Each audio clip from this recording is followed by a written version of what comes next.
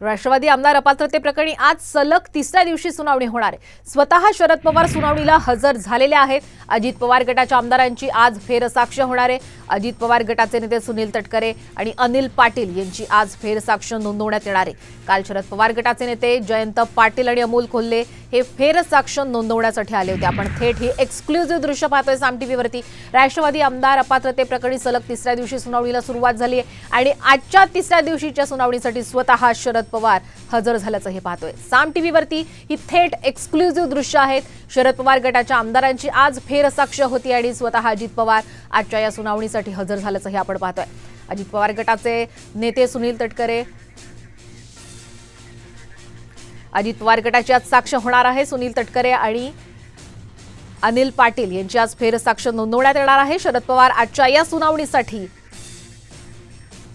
उपस्थित झाल्याचं पाहतोय। विधान भवनातली ही थेट दृश्य आपण साम टीव्हीवरती एक्सक्लुझिव्ह पाहतोय। शरद पवार आजच्या या सुनावणीसाठी स्वतः हजर राहिलेले आहेत। राष्ट्रवादी आमदार अपात्रता सुनावणी प्रकरणामध्ये आजचा हा तिसरा दिवस आहे। स्वतः शरद पवार या सुनावणीसाठी हजर झालेत आणि साम टीव्हीवरती ही एक्सक्लुझिव्ह दृश्य पाहतोय। विधान भवन परिसरामध्ये ही सध्या सुनावणी सुरू आहे। विधानसभा अध्यक्ष राहुल नार्वेकर यांच्या समवेत ही सुनावणी सुरू असल्याचं कळतं। रोहित पवार सुद्धा स्वतः शरद पवार यांच्यासोबत इकडे हजर असल्याचं पाहताय।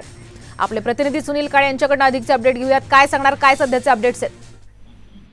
निश्चितच, कारण की आज जे आहे राष्ट्रवादीच्या अजितदादा गटाच्या लोकांची फेरसाक्ष होणार आहे आणि या फेरसाक्षी दरम्यान शरद पवार स्वतः उपस्थित राहायचं आपल्याला पाहायला मिळतं। त्याचबरोबर रोहित पवार सुद्धा उपस्थित आहेत। त्यामुळे एकूणच जी सुनावणी आहे, ज्यावेळेस दिल्लीमध्ये इलेक्शन कमिशनकडे सुनावणी होती त्यावेळेस सुद्धा शरद पवार स्वतः तिथे हजर होते आणि आज ज्यावेळेस अध्यक्षांच्या समोर सुनावणी होती त्यावेळेस सुद्धा शरद पवार त्या ठिकाणी हजर राहणार आहेत।